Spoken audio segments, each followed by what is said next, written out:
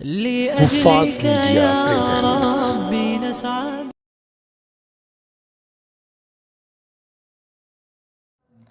ما هذا يا إخوان؟ يا لكم من أغبياء، انظروا إلى هذه الأشياء مبعثرة، كل شيء عشوائي غير مرتب.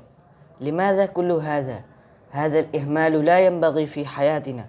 نحن طلاب العلم، والإسلام يعلمنا النظافة والترتيب في كل شيء، لذا جعل الطهور نصف الإيمان.